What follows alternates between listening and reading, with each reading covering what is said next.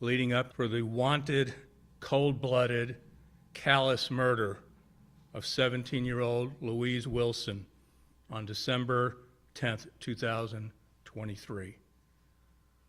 Louise was she was driving to Galveston, watched the sunrise with her friends, for her life was abruptly cut short by an unknown assailant. Despite being mortally wounded, she managed to get her car off the road, and her actions, no doubt, prevented other tragedies. Make no mistake about it, Louise is everybody's daughter. She's everybody's sister, and at any given moment, you or I. It's time for us as a community to send a message to those who commit these types of senseless crimes, destroying families one at a time. We are going to find you, we're going to hunt you down, and we're going to lock you up for a long time. And with that, Crime Stoppers is announcing an increased reward today of up to $20,000. We are giving you 20,000 reasons for any information leading up to the arrest of the suspect and/or suspects responsible for murdering Louise Wilson. We're asking everyone to call us at 713-222-TIPS, submit a tip online, www.crime-stoppers.org. We have a mobile app available in over 20 languages. And remember, all tipsters are anonymous. Joining us here today is our law enforcement detail at Crime Stoppers, members of the Houston Police Department's Homicide Squad, family members, and friends. I'm going to ask Detective Bolding to come on up here, kind of give you an update to what's happening with the case and where we stand right now. Hey, good morning. Like Mr. Conant said, I'm just going to go back again. This is we originally released some information on December 13th. This event took place on December 10th. Patrol units with our downtown division responded to a shooting up on the Pierce Elevated. When they arrived, they located a red Chevy Sonic that was later identified to belong to Miss Wilson. It pulled over on the right-hand shoulder, and she had multiple gunshot wounds. There was another individual in the car who also had gunshot wounds, was treated and released later on. Patrol units were able to close the freeway and do the best they could to secure the scene and thing, but it's a large stretch. We've driven the Pierce. We know the Pierce Elevated. It's a large stretch of multiple lanes with lots of lanes coming in, lots of ways to go out of the Pierce Elevated.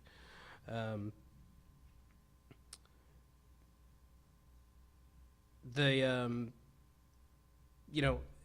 whole incident that took place it seems like a road rage incident. There was a little bit of cutting off, a little bit of back and forth. Miss Wilson didn't do anything wrong, just trying to get away from this car or get around and still driving down the freeway. I think we've all been in a situation like that where we're just driving and what's going on or whatnot. There's no intentional back and forth trying to create some sort of racing thing or anything like that. It was a literal just road rage thing. A suspect described as a light-skinned black male in his mid-20s with short dreadlock-style hair with a portion of the hair dyed blonde, began firing into Miss Wilson's vehicle, striking her and the other individual in the car. The suspect vehicle is described as a newer model black four-door sedan. Unfortunately, that's the details that we have. It's a black, newer model, clean vehicle. Continued along 45 southbound. Don't know which direction it went. Again, Miss Wilson was able to brake her vehicle and safely pull it over to the side of the road.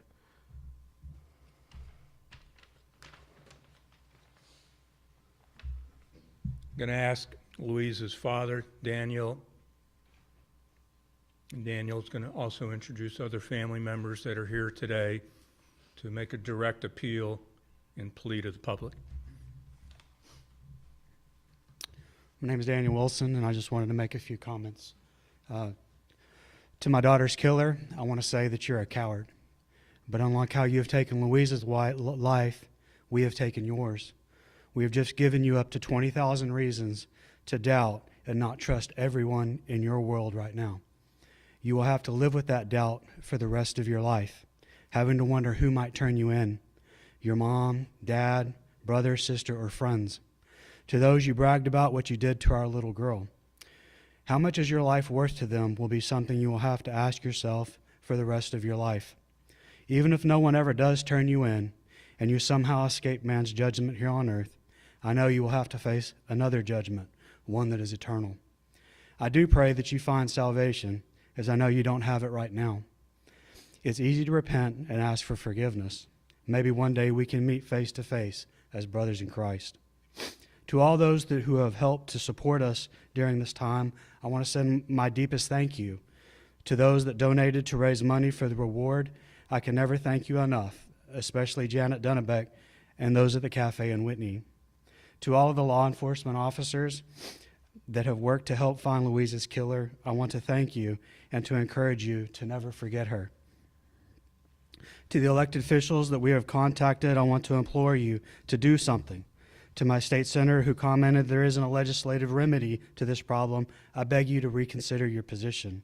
There are things that can be done, and local law enforcement needs your help. From traffic cams to license plate readers to even something as simple as having DOT cameras being able to record, this would help solve crimes in the future. The mayor of Houston was elected to make changes here. Please help him to make those changes. To the people of Houston, please help get this animal off your streets. Imagine this car right here, riddled with bullet holes. Imagine seeing news segments with your child covered with a sheet laying on the roadway. Imagine your daughter on the side of the freeway taking her last breaths.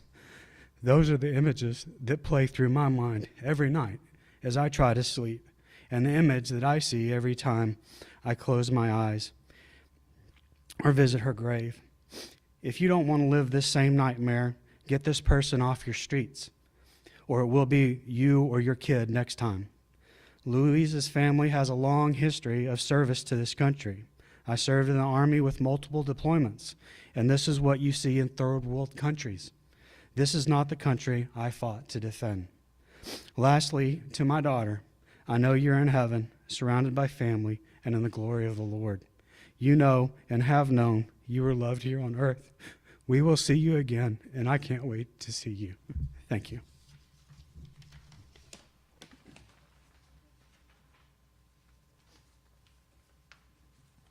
Hi, thank you for letting me be here today. I'm Louise's mom, Krista. I've had many sleepless nights and days where I cannot eat. My thoughts are occupied with my daughter Louise, how she suffered and died on the side of the interstate, how I'm supposed to live without her, and what I would possibly say to her killer. No words can really describe the magnitude of loss and pain I'm experiencing. It's been difficult to believe that that was my daughter lying in that casket, that it was my daughter put in the ground, and that I will never touch her or hear her voice all of the rest of the days of my life. She will never accomplish her dreams. Her daddy will never walk her down the aisle on her wedding day. She will never bless us with grandbabies, and she will never be the best friend that I'd hoped to have one day.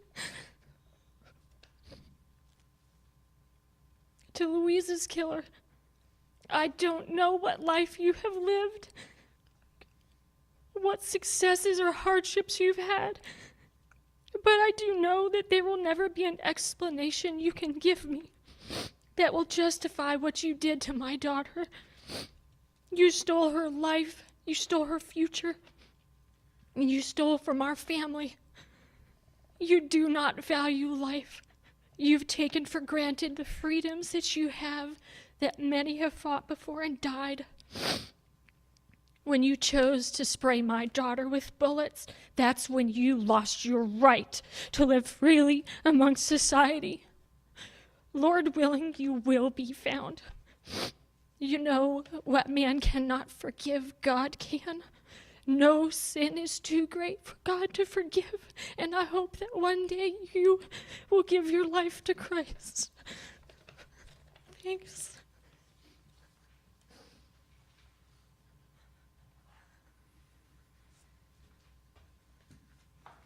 I'm Louise's Aunt Jenny. I shouldn't have to have buried my 17-year-old niece. She should have buried me. Having to explain to my 6-year-old daughter what happened to her almost favorite cousin. She's got a lot of cousins. But Louise was special to her because Louise was also a horseback rider like my daughter. And now knowing that she lives her life to make sure that Louise is up there watching her, to make sure that she rides that horse the way that she needs to, it's hard. It's hard to explain to her. She has nightmares at 6 years old. To the person who did this, you are a coward. We all have issues when we're driving, but not to do this. And I hope that one day you are caught, and if you're not, just know that you'll be judged. Again, we shouldn't have had to have buried such a young soul. She didn't even have a chance to live her life. And yet, you got to spend Christmas with your family, with your mother, your father, your aunts, your uncles, your cousins, your brothers, your sisters. My brother and his wife, they didn't. They have a half-decorated tree at Christmas time because that was what they wanted to do, was decorate the tree with Louise. Looking back at the last text that I sent to Louise was, we need to plan a trail ride. But now that's going to have to happen in heaven when I get there. So I hope you are watching this, and I hope you have the guilt, and I hope someone turns you in because you deserve it.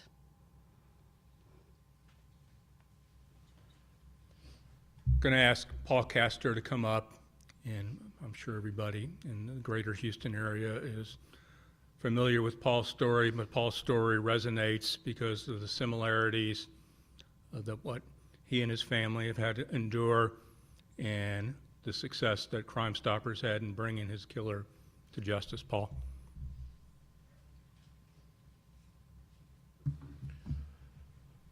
My name is Paul Castro. July 6, 2021, my son David was shot in a similar manner to Louise. Thanks to the community, over 100 calls came into Crime Stoppers Houston to help in identifying David's killer. David's killer is now locked up in Northeast Texas for a 30-year sentence. He deserved more, but he got what he got. I'm speaking now to this killer's family. To this killer's girlfriend, ex-girlfriends. You're going to look at this picture and you're going to wonder, is this, so-and-so? And the characteristics are this person carries a gun with them. They carry a gun and they keep it on the driver's side. They keep it on the passenger side. This is a person who has a short temper. This is a person who gripes and yells and gets angry all the time. And if you're wondering, I wonder if, that's a call. Okay, that can be a call to Crime Stoppers. Let the Houston Police Department and the detectives up here do their job and check it out.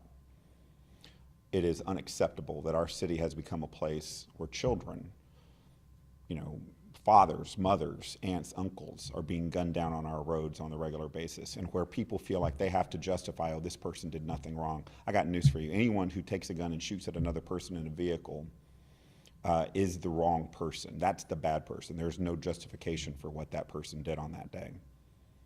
And so I'm asking the community to do what they did to support us in our time of loss, and to use this opportunity to stand up and say, we are better than this. We are better than this as a community. We're better than this as a city. The Wilson family, my heart is with them because 2.5 years later, it feels like yesterday, but I feel like I haven't hugged my son in 20 years. help the community find this person. This person this will not be his last bad behavior. Okay, this person will beat his wife, beat his girlfriends, beat his children. This person will use a gun in the future. Get this person off the streets. I implore you to, if you have a strong feeling, and this person talked. David's killer talked. He talked to his girlfriend. Okay, that tip led to an investigation that eventually led to his getting caught. So I implore you, if someone has talked to you, and this person has talked, he was worried, he was really in a bad mood December 10th, 11th, 12th of last year. Remember that bad mood and do something about it. Thank you.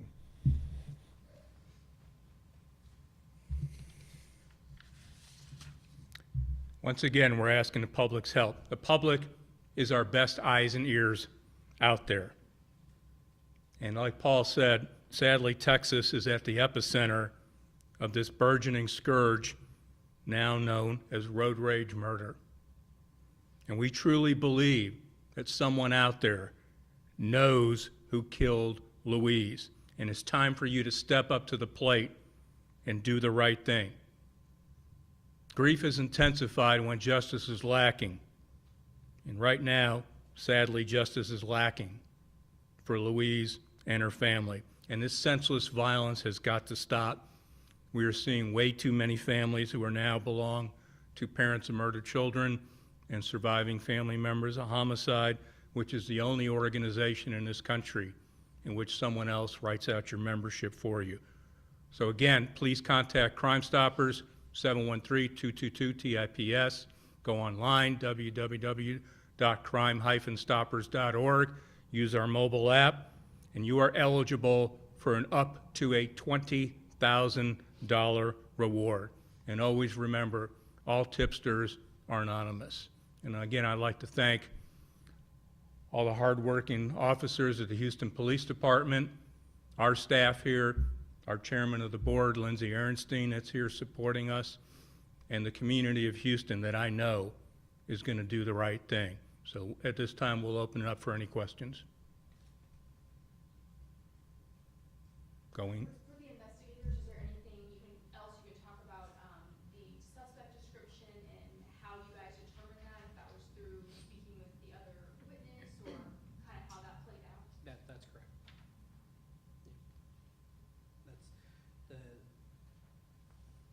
That's all of the information that we have is coming from the other witnesses, the individuals with Louise. I know they had pled for someone else to come forward that knows that had been, that had talked. This individual had talked.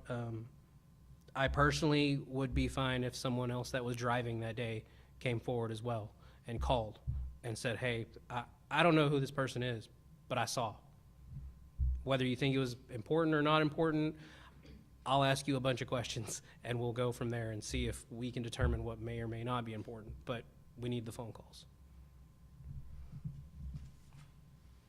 Anything else, Michelle? Do we believe the suspect was the driver at the time? Was he behind the wheel when he pulled up next to Louise? So that's still part of the investigation. There may have been more people in the car. That's part of it. As far as how many people were in the car, I wouldn't hazard to conjecture. I just know that we have this composite sketch that was done of the individual that was pulling the trigger. Anything else? Again, I'd like to thank everybody for being here, and more importantly, take a good look at this beautiful young lady, and she deserves answers, and this family deserves justice. So thank you guys for getting the word out there. We deeply appreciate you. Thank you.